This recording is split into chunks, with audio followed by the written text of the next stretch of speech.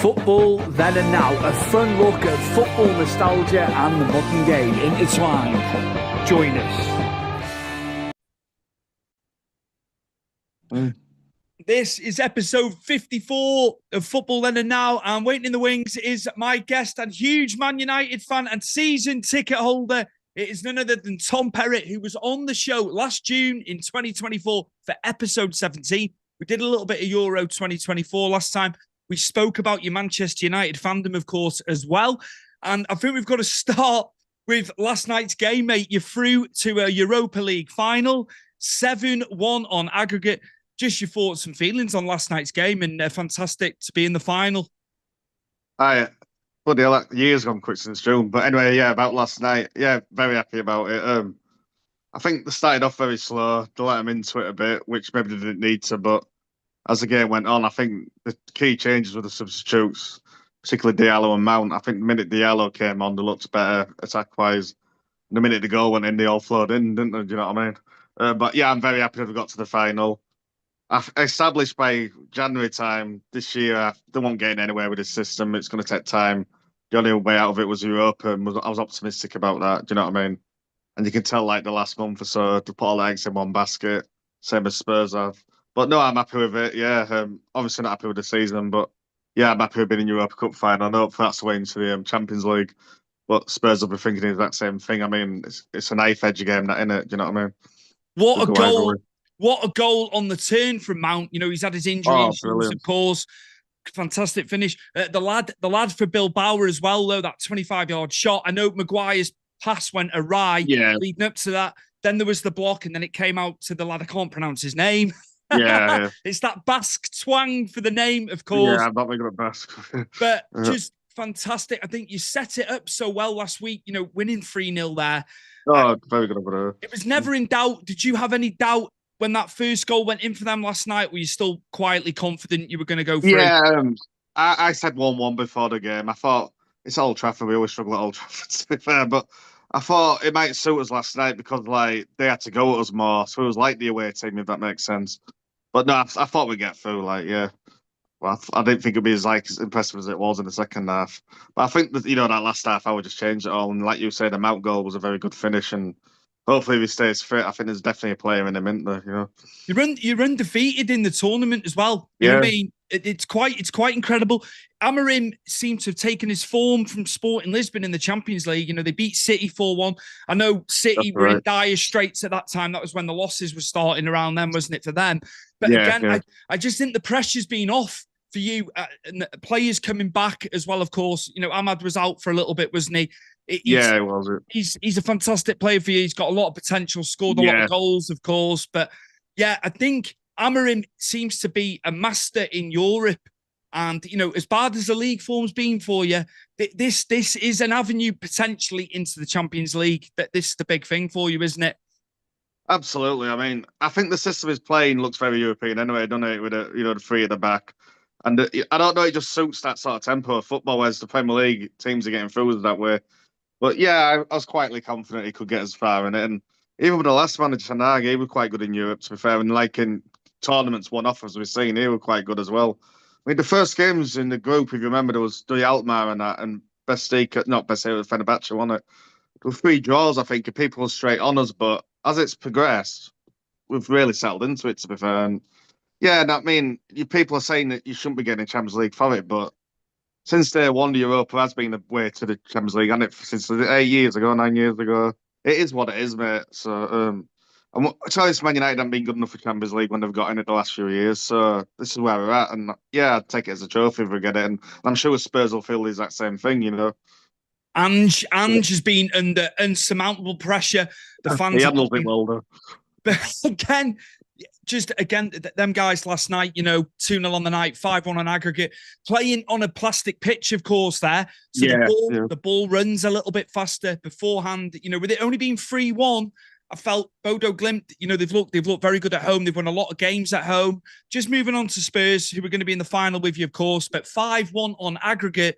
They were fantastic again last night. Again, you've lost 3 times to Spurs this season. Take it out of the equation, though. I think it'd be totally different. But again, I think testament to both managers, really. You know, as bad as the league form's been, you're both into a final, and it's huge for English football. Absolutely. I think if you look at it as well, like a standpoint, Spurs, they've won a trophy in a while, have they? So they'll think that it's their time. And usually wins things in his second season. I heard him say, but I haven't looked up his, track record, so I believe it. They beat us 3 times. It's not often teams beat you 4 times in one season, so that's one way Man United look at it as a positive. It could go either way, that game, I think, but I just hope we play it like a European game, not like a Premier League game, because Spurs will beat us otherwise. Yeah. But yeah, it could go either way. So And I think we can win. Back to Bilbao for the final. Of course, the first leg of the semi-final. That's going to be huge. Fantastic stadium there as well. Amazing. I think the fact that Arsenal, bit of a shame that Arsenal didn't go through in the Champions League. It would have been nice to have everybody in all 3 tournaments, but we are going to have 6 teams now in the Champions League, which is absolutely crazy. Yeah, I know. And they are good teams as well, aren't they? You know what I mean? But yeah, there'll be 6. Then whatever else falls into Europa and Conference League. So you've got Chelsea, aren't you, in the Conference League final as well, aren't you? I don't think there's a place now for the Conference League.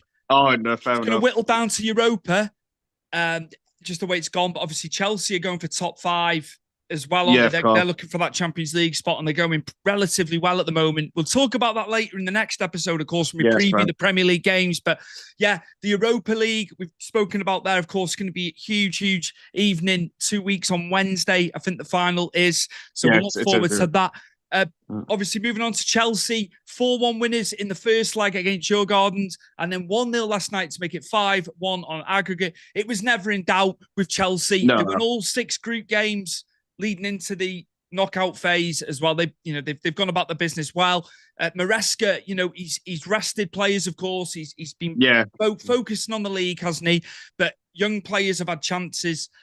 Young Walsh played last night. Kiernan Dewsbury Hall with the goal. He's had a few goals in the tournament as well. So they're going to be going hammer and tongs for the Europa. But again, it's going to go to Palace, that spot, because City are obviously going to get in the Champions League by the looks of things.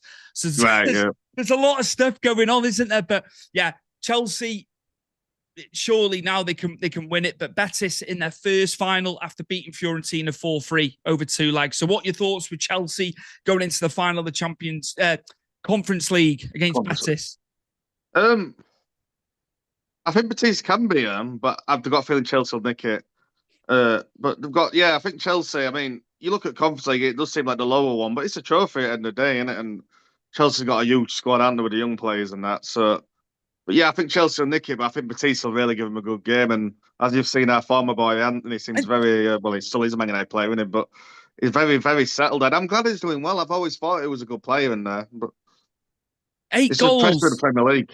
8 goals and 5 assists in 21 games for Betis. And all good goals as well, aren't they? Most of them. Do you know what I mean? The free kick was stunning last night. Absolutely brilliant. It was. But and I've seen a couple of La Liga ones as well, I think. Yeah, he looks very composed. I find it mad that Betis has never been to a European final over the years, because you're quite a big club, aren't they? Yeah. During the 90s, I remember Danielson being there.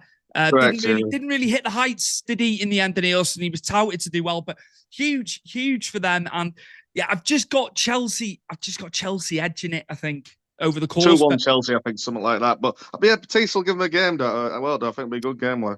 Fiorentina last night, over the 2 legs. To be fair, just they were right bang in that game. It was tight. It was the tightest of the 4 semi-finals across the 2 cups. Yeah, it was very hard, they had to beat out the Fiorentina. I actually fancy Fiorentina to win it beforehand, but yeah, fair enough, Batiste, Nice to see De Gea finally with the club. I know he's been with them for a while now. After, he was a free agent for so long. Great seeing him. Gusens, who got 2 of the goals for Fiorentina last night. He's played in Italy. He's been at Atalanta, of course. Yeah. Into Milan as well, 2-headed goals. They had their chances in the game, but yeah, it's going to be Chelsea, Betis in the final for that one. And yeah, they're playing for Europa League. I'm assuming if Betis don't win it, I don't think they go into the Europa League as runners-up. Okay. But I'm not 100% on that, Tom. Yeah, there's a lot of loopholes and things, isn't there, this year with all of it. Absolutely. So we look forward to the finals coming up, of course. I just want to talk to you about some of your players for United over the years that you really enjoyed watching. One person that you have spoken to me about off camera, of course, is the man, the legend, Eric Cantona. Went out on his own terms, though, didn't he? He retired relatively early, but you had him for a good 5 years, didn't you? But yeah, just your memories of Eric Cantona. He was just like a game changer. And I mean, he was Man United, I thought, growing up, that era. Obviously, there's a lot of other good players around. But he could just change a game on a sixpence. He'd just do a turn, a lead to a goal, or he could see a pass. And he just had like a general aura about him. And, seeing him in person, it was just magnificent, you know what I mean? But yeah, he left football early, didn't he? I mean, he was only 31 when he left, but he knew it was the end for him. And, it's good how we can call that, do you know what I mean? Rather than carrying on and getting worse at the game. But there was just something about him. And I mean, at Leeds, he looked a good player, didn't he? But the levels he got at Man United was unbelievable for what they bought him for. You know what I mean? The costs. But you look at how much players are now. I bet it was only a couple of million, wasn't it? You look at how much you get players now at worth 80 million aren't they? You know what I mean? But yeah, he was just a game changer, that person. Memories of him, goals and stuff like that stick out for you. I know there was many. And Sunderland.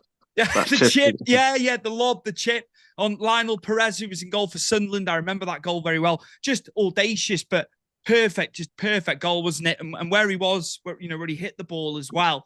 He just made it look so easy. It was just that, effortless, absolutely effortless. But yeah, just incredible, and just had that flair about him, didn't he? That was what he was known for.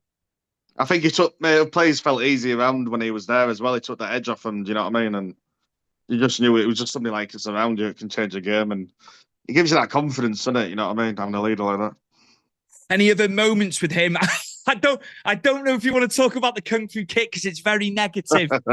But anyone that stick out, positive ones. Yeah, when he came, the first game he came back after that, the Liverpool 2-2 game. Yeah, it was a draw, but it just see him again. You never thought you'd see him again, and the performance again. And they scored, didn't he, that penalty? They just out of all games to come back, it just felt like hero came back. You know what I mean? Were you gutted when he called it a day? What were your feelings? Obviously, you were younger and stuff, but how did you feel? Initially, I was, but I think it was the right time, but you didn't realise it because the year after we didn't win the league. We came very close to a second, like with Arsenal, but there was something in the wings. They knew what we were bringing through. Then the treble team came 2 years later. It seems like one book closed with Man United then and one opened. Ferguson was on to the next chapter each time. But yeah, of course I was. You know what I mean? I was young and everyone was when he went. But you look back and I was one of those people you trusted in it for a reason. Do you know what I mean? And he knew it himself rather than carrying on and not having the effects what he could have had. He probably knew all these players were coming through as well, and there was another plan for the future, and he wasn't in it. Because once he left, they played different football as well. That were more, to be honest, it was more exciting football. You know what I mean? One book shuts like that. It's like when Van Nistelrooy left Man United, people were fuming. But Fergie knew what he was doing again because he wanted Ronaldo, Rooney to link up. Then he got Tevez. And the football system changed with you three up front. Not many teams did it back then, did they? But you look now, how many people have two up front? It's always three up front, isn't it? Or one down the middle. Football just evolves, you know what I mean? And I think it was just part of that. I miss the 4-4-2 days, though, I do. And I think sometimes you can go back to it. You see teams adopting it. If they're behind in a game, maybe there's like 20, 25 minutes to go. You do see it. I know it's changed, as you say, and the formations and stuff. But I think two up top can still work at times. I think it can be done. And I think it only takes one manager to do it. So say, I might use an example here. Say if Arsenal next season were playing two up top and it's working, other teams are like, well, we can do it. It's same as, I don't really go into it, but it's passing from the back. I'm not a fan of it. I just think it's so dangerous with goalkeepers. The odd time it does work, but you look at the goals conceded from goalkeepers, passing it to a striker in front of them, or like the teams that's gone down this year, Southampton, Ipswich, especially Southampton, they're playing that system because everyone else is. But the amount of goals they've conceded from it, and yeah, they might have gone down as well anyway, but there must have been like 10, 15 goals conceded for playing from the back. There's just things in football now, I think you could go back to the old ways, it probably work better, But what do I know, you know what I mean? But no, not at all. It's opinions, isn't it? No, totally. Everyone's playing the same way, but they can't necessarily do it. Not everyone can necessarily do it, yeah, that's the thing. I mean, Man City introduced it, like the Spanish sort of thing, but Barcelona were playing it, weren't they? Well, it's a fantastic way of football. It drains teams, but for everyone to try it, I mean, it's bold, but I think it costs you a lot as well. Compared to your strengths. Passing it back to the keeper. and you've got the attacker running right up to him, and you're thinking it's going to come off the attacker and roll in the goal. It's so bad, mate. Sometimes my heart's in my mouth when we pass it back at Everton. And you can pass back to goalkeepers as well. Like Onana does take a long time. He's an example to clear it. Then the players are then marking your wingers and you've lost like 40 seconds of play. I mean, Gavel, like we're saying this, I went to the Doncaster versus Crystal Palace game in the FA Cup. Doncaster do play from the back a little bit in lower leagues, I know they do, but that day they played the hooflon ball and Crystal Palace for 30, 40 minutes didn't know what was going on. You know, they were really struggling with it. Do you know what I mean? They won in the end, like, and obviously they looked in the final out there, but it took a while for them to adapt to teams playing like that against you. I think, you know, if more teams adopted that, they'd cause more problems for. Definitely. Another player you wanted to bring up as well, more recent to Cantona, a man that you got latterly in his career, Zlatan Ibrahimovic. So yeah, you wanted to speak about Zlatan. Again, he had a very Cantona-esque thing about him, but yeah, I only saw him in his latter years, but still, again, he had an aura about him. I mean, he'd get the ball and he'd just do something what you didn't expect. And players were terrified around him. You see markers, there'd be two people on him. And because of that, then somebody else will find space through him. Do you know what I mean? And I don't know the way he could smash a ball and control it. It just made everything look so easy all the time. And it was a big bloke, wasn't he, as well, but he was agile with it. But I just think he had the complete full package. And I think it's a shame he went in Premier League years before. He'd become an even better player. Because I think the Italian league, you got more time in the ball, especially back then, didn't you, in the early 2000s and 8s and, you know, that time. But I think if he'd have played in the Premier League for years, he'd have been, I don't know, like Ronaldo level of, you know, seriously. He was in Italy for so long. When you look back, you know, he had a long period. He had a long period there to play for AC and play for Inter as well. Yeah. Crazy, isn't it, when they go to a rival? But sometimes that does happen. You know, a lot of the times you don't hear it. But he did. But he came across so arrogant, but he knew what he wanted, didn't he? You know, he knew what he wanted. Yeah. He knew his ability. It came across. I wrote him off years ago, mate. I wrote him off years ago, and then he scored a hat trick against England. I think they were away in Sweden, and a friend of mine was praising him, and I said, I don't get it. I don't get it. Well, you know, I got it wrong, unfortunately, because he went on to do better and better from that point onwards. But I wrote him off. Some of his comments was a bit audacious. Just like, I'm the biggest thing from Sweden ever. I thought, well, Abba might have something to say on that. Might take a chance on it. But thing is, just things, you know what I mean? A lot of it was all banter, we said things as well, though. It was just humour. I think, you know what I mean? It's just his sort of a presence. He won a Europa League as well. Did he win? Was it Carabao as well? Yeah, it was both that one season, because he was actually scored the winner against Crystal Palace. Not Crystal Palace, Southampton. I'm going back even Crystal Palace in the FA Cup. Yeah, it was Southampton 3-2. He scored that goal at the end. Yeah, it was brilliant. Probably that's why it was a good memory, because I was at Wembley that day for that as well. Do you know what I mean? My first proper visit to Wembley, and he scored that. He wasn't happy with some of the stuff going on at the club, though, was he? He was he's outspoken, but there was things he didn't like, did he, about, you know, what's going on at the club? I was reading up on that, and I can remember it. I was just jogging my memory back. Yeah, he didn't like some of how things were set up there, and players had a lot of influence apparently as well. They could ask what they wanted, and the other. That's where, you know, it's been like the decline of Man United for the last 10 years, to be fair. Do you know what I mean? There was no like leadership. And I think like Mourinho did try and stamp in his foot. Of course he would have done, but the players that didn't like him for that. Do you know what I mean? I don't understand people off, but a lot of things that Mourinho actually said, you look back. Like Luke Shaw, I've always rated him, but he does get out of shape very fast. And it's not his fault, it's just the metabolism. And he said things like that. And at the time, people were thinking that's a bit harsh, but you're probably right, Mourinho. You know what I mean? He's an honest guy. And about Martial as well, not having his head in the game at times. Back then, you looked at him and thought, what's he on about? But it was evidently probably right. Do you know what I mean? Absolutely. Lot of egos across the club. Right, as you find at other clubs, it's not just when it was happening there at United. It's just commonplace, isn't it? And they want the best. They want to be the best. You know, whatever role they're doing at a club. So you can understand that they want to win stuff. They want to be successful. Sometimes you need to be outspoken, I think. But with United now going into the summer, in terms of positions where you need to strengthen. What areas on the pitch need strengthening, in your opinion? You go to so many games over a season. You go to Old Trafford so much. Where would you like to see Amorim strengthen the team, and where do you need strengthening? Well, I don't agree with everyone when they say we need 7 or 8 sides. We don't. There's a lot of strength in there, but I'll get to that. But up front, 100%. They need somebody who can put the ball in the net. I know there ain't many number nines about is the natural ones these days, but they could do with somebody that just naturally scores more. I think Hoyland's works his ass off the lad, and he gives everything, doesn't he? But I don't know if it's bad luck or what, but he's not getting the ball in net much, is he? You know what I mean? So we definitely need another striker just to release him.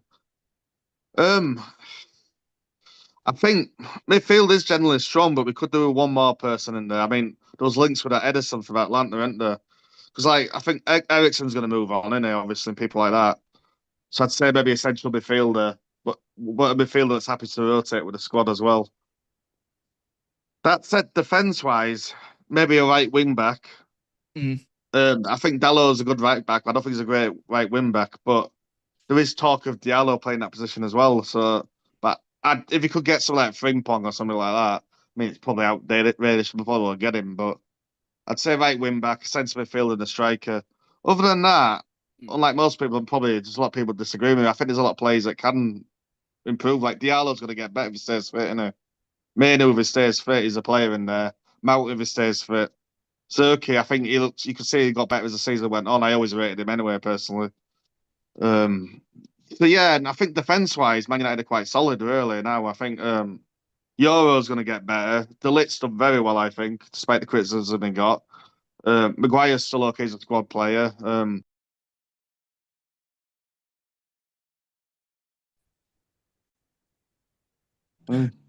This is episode. Why not? But there's the Ipswich striker, isn't there? His links, Delap, isn't there? Yeah, and it's like a 30 million buyout because of the relegation. So his value, he's going to go for 30 million because they've been relegated. That's like a clause in there. Again, he's got a lot of potential, but you've got to feed him. He's got to have his, service as the lap. But again, I think service has been a massive problem, hasn't it? Yeah. You know what I mean? But from seeing last night, just 10 minutes of Diallo, I know he played in the early season, but if he's getting into those positions now, like you saw the Ireland goal last night, that tap in, he will feed the ball on the plate to some players. Absolutely. Absolutely. But something he can work on in summer. Definitely. And there's Kunar's went to Man United as well, isn't it? That Wolves player. Yes. Yeah. I think his intensity would suit Man United because he needs somebody who's angry and he's not an out and out number 9 though, is he? He floats in that front three. He was more number 10 for being like or on the wide areas of a free. He moves around, but again, that's the modern front man, isn't it? You see it all the time. You see it at Liverpool. Players playing different positions. Salah will drop into the 9 at times, then he's out wide. Jota was going in there, just making them an example. Players in a front three do move positions, don't they? Which makes it harder then for the opposition. Well, that's it. How many number 9s can you name on the top of your head now? I mean, Harry Kane, Lukaku, in the modern game, not many. Haaland. There's obviously more out there, but there ain't many, is there? People cry out, we need another. I think, well, not just in Man United, everywhere. There ain't many about, let's be honest. And Absolutely. I was a huge Lukaku fan like you was, you know what I mean? And, I was frustrated how that works in Man United, but yeah, there ain't many about. It's going well for him at Napoli. Napoli are top of the league, of course. Inter dropped off. You got just to speak about Lukaku, Scott McTominay into double figures for the season. He was a workhorse for you from the outside looking in. You've seen him so much more than I have, but what I saw, I've always liked that lad, and he can play different positions as well. He's very versatile, and he's doing fantastic at Napoli. It's looking like Antonio Conte could win the league with Napoli, and he's got a solid team. Billy Gilmore went there as well. Yeah, he did. Yeah. Napoli have done very well, so it's looking like they could take the title. But Inter are obviously in the Champions League final, aren't they? But Lukaku. I think Napoli will nick it. I think they'll nick it. Yeah, I think they won it 2 years ago, didn't they? And then they dropped off last year. But yeah, but Tommy, I won't get me going on that. I mean, I can't believe we even sold him. I mean, Solskjaer said it publicly the other day. Why would you sell a player like that? Oh. But, it's happened on it. That's football. That's how it goes. But yeah, you're going to be back with me for the next episode. We're going to preview about 4 games concerning the top 5 in the Premier League. The teams obviously trying to get into the Champions League through the top 5. There's a lot going on there. We will be back. That'll be episode 55, which we're going to put out tomorrow. But yeah, just thank you very, very much. Again, another final, another European final for United. I've got you. I think you can beat him. I really do. I really do. But Postecoglou needs it as well. Majorly needs it. He's been under the cosh big time. I do rate Poster, to be honest. Yeah, I like his nothing seems to faze him. He just seems to get on with it, and I like his humour. So yeah, but just not that for that game. The journalist in the post-match, so he obviously covers. He's been covering Spurs for years. If he doesn't like something he hears, he was calling him out. How many years have you been covering Spurs? And if he doesn't like a comment, and then you could hear the journalist backtracking. It's like. Yeah, the things they're saying to him is stuff like, anyway, and it's like, why are you asking me that? I like it when they ask us for any more questions at the Everton press conference. I'd be asking questions on top of questions, mate. Moyes, so many times, it hits the 15-minute mark, and the guy, like the PR guy's like, any more questions? And no, it's like, come on, ask some more questions. That's what you're here for. But it's just the modern journalist, I think, and just how they do it. But that's a story for another day. Just a huge thank you to the Sports Social Podcast Network. 550 podcasts and counting. Football Then and Now is housed on there. If you've got a sports podcast, join them. Our audio listing fees we don't pay for. You put adverts into your episodes, which get played in the episode. And just the Sports Social Podcast Network, they've been amazing. And just if you've got a podcast, sports related, of course, it could be Tiddlywinks, it could be backgammon. You think I'm joking here? They will have you on there. There's rugby, there's F1, there's tennis. There's a lot more MMA and boxing now. So the Sports Social Podcast Network, thank you so much for all that they do for me and Chris with Football Then and Now. Tom, thank you so much for your second appearance on the show. The second appearance should have been a lot sooner than this.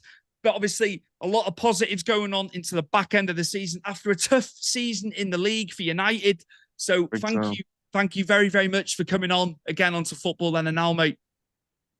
Thanks very much. Thanks for having me.